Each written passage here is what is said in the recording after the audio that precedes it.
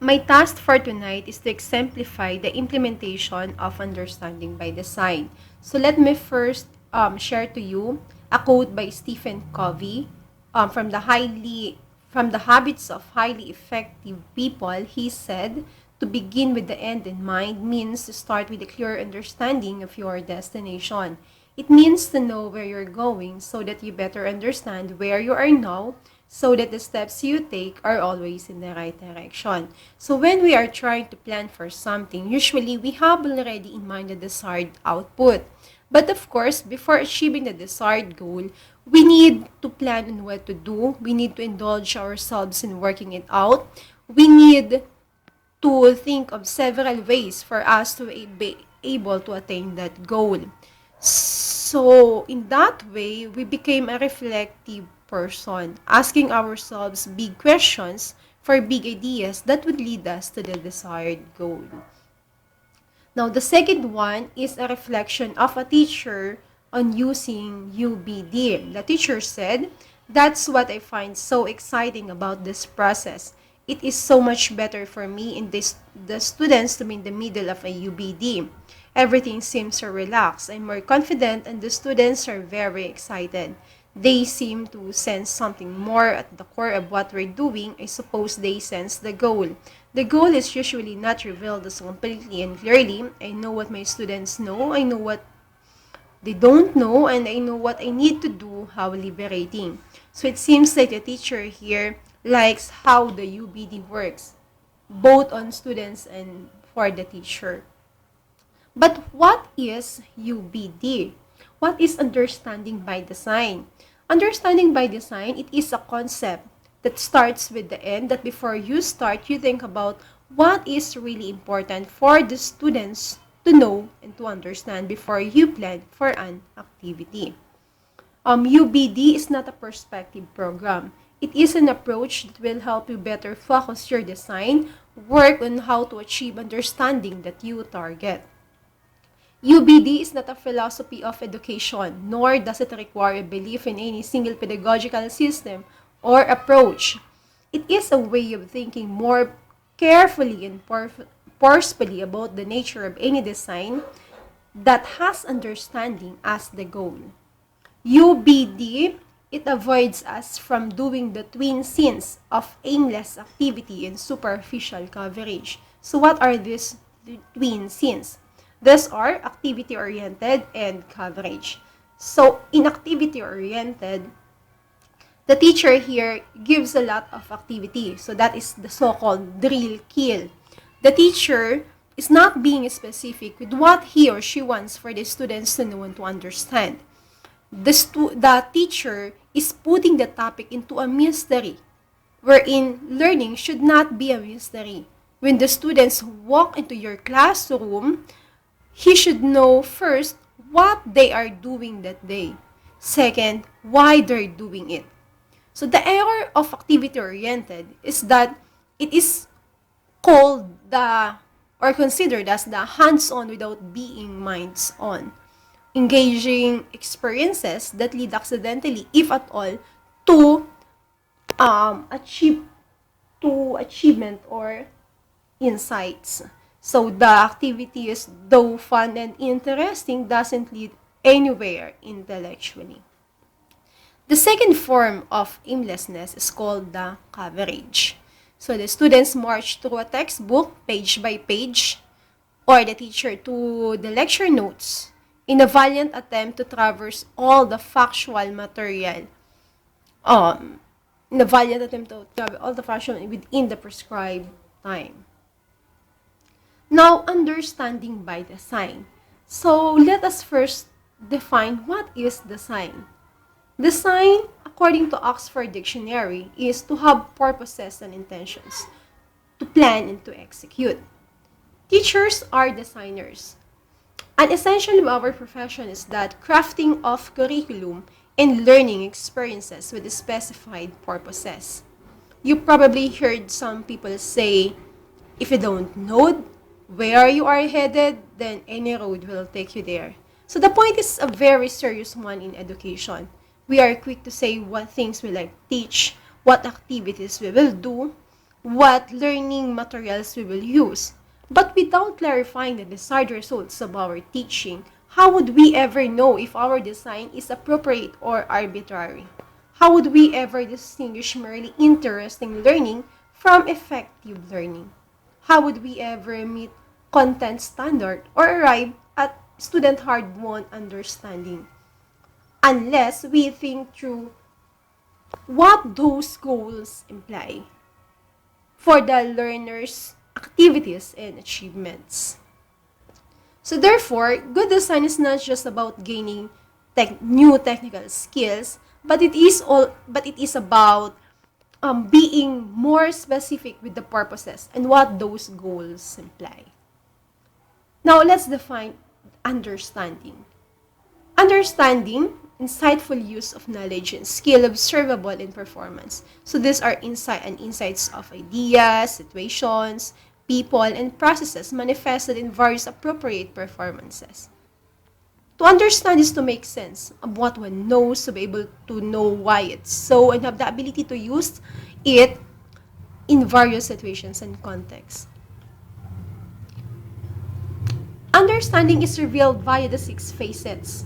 Think Bloom's taxonomy. First, explanation provides thorough, supported, and justifiable accounts of data, phenomena, and facts.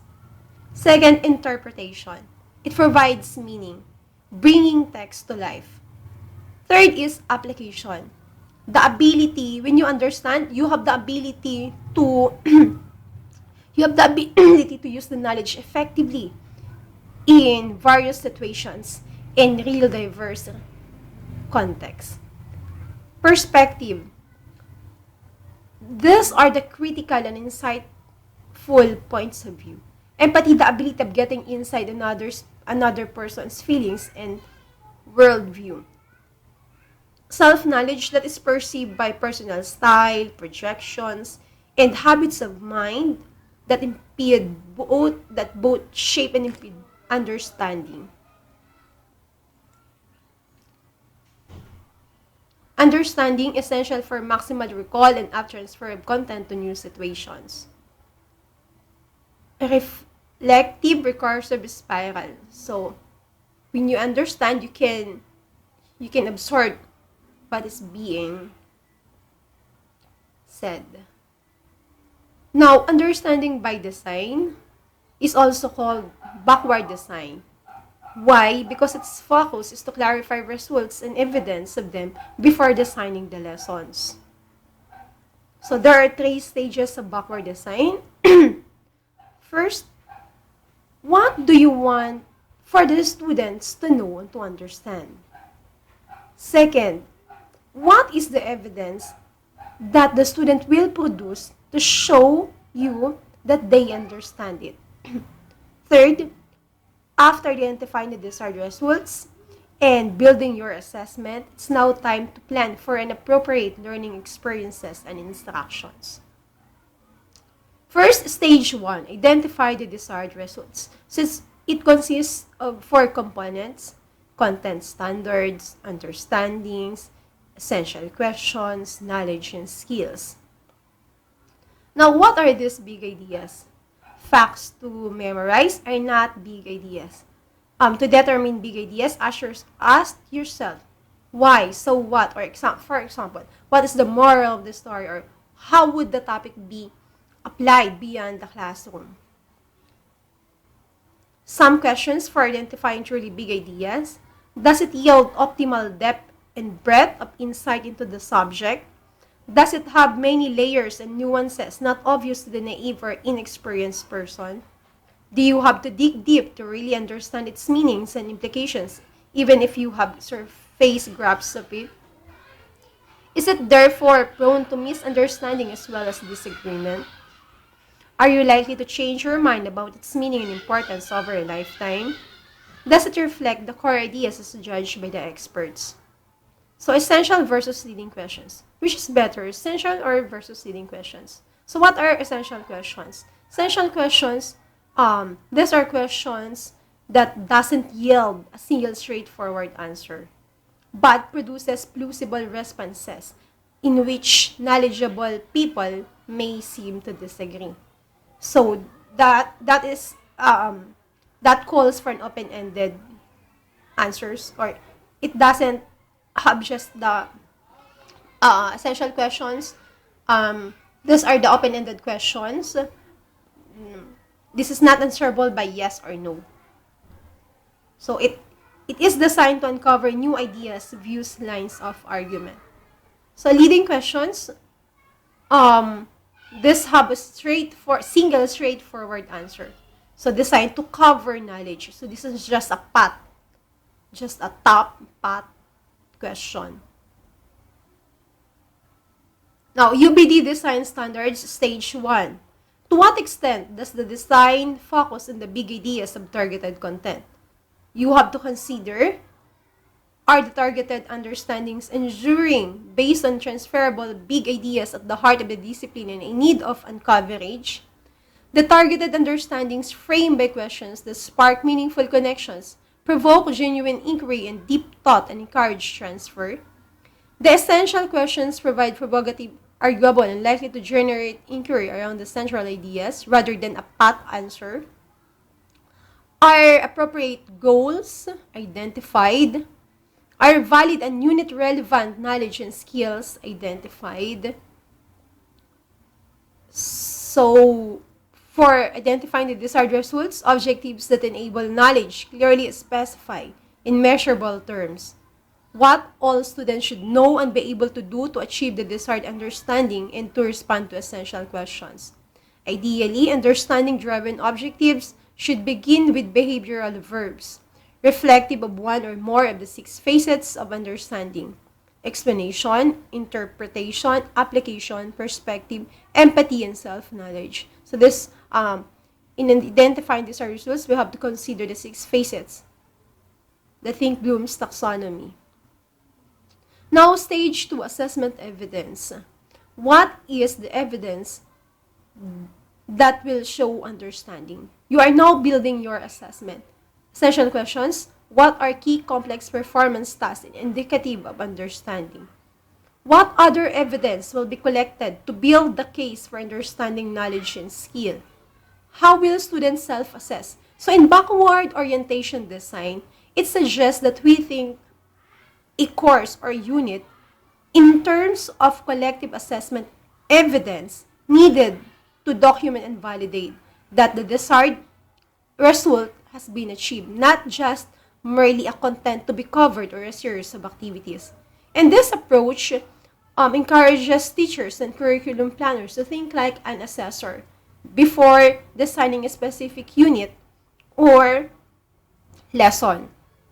Thus, it consider upfront on how to determine the desired understanding has been achieved. So the design standards: to what extent does the assessment provide fair, valid, reliable, and sufficient measures of the desired results? Consider, are students asked to exhibit their understanding through authentic performance tasks? Are appropriate criterion-based scoring tools used to evaluate student products and performances? Are various appropriate assessment formats used to provide additional evidence of learning? Are the assessment used as feedback for students and teachers as well as for evaluation? Are the students encouraged to self-assess? Those are the things that we have to consider in stage 2. So when designing stage 2, assessments of students' performance, educators must keep in mind the metaphor of a photo album rather than the more traditional metaphor of a snapshot. Effective monitoring of students' progress should incorporate many assessment tools and processes, including these: tests and quizzes with constructed response, reflective assessments such as journals, logs, listen, think, pair, share activities, interviews, self-evaluation activities, and peer response groups. Academic prompts that clearly specify performance task elements such as formats, audience, topic, and purpose. Culminating assessments projects that allow for students' choice and independent application. So, it should always be it should always be in conjunction with the performance task. The assessment should always be in conjunction with the performance task. Okay. Now, third, after identifying the desired results and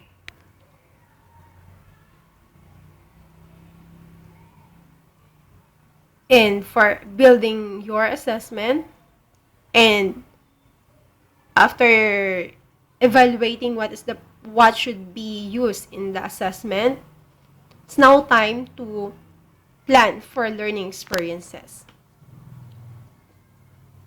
Essential questions: how will you best promote the deepening of insight and interest? How will you prepare students for the performances? Stage 3, learning plan. To what extent is the learning plan effective and engaging? So we have to consider, know where they're going? Do they know where they're going? Why the material is important?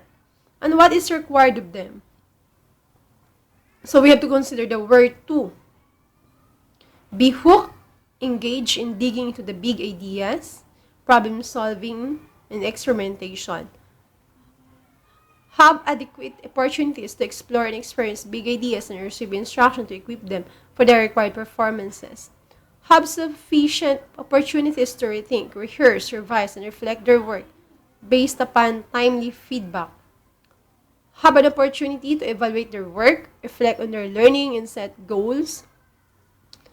For their learning plan, tailored and flexible to address the interest and learning styles of all students, organized and sequenced to maximum engagement and effectiveness.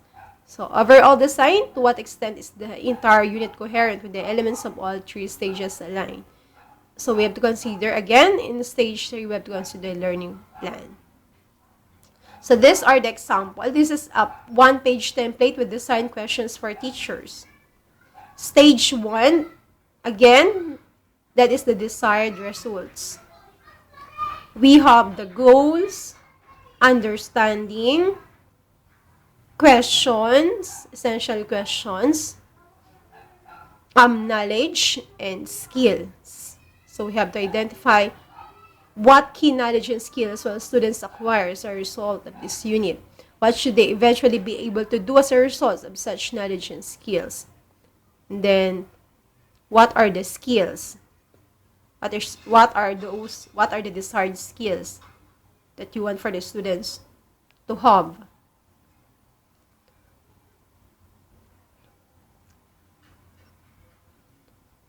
Okay. Example for nutrition. This is about nutrition.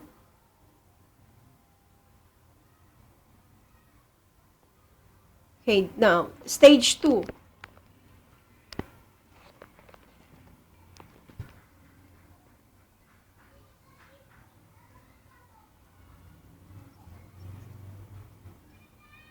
Understanding what are the big ideas. What specific understandings about them are desired? What misunderstandings are predictable? Essential questions. What provocative questions will foster inquiry, understanding, transfer of learning? These are the example.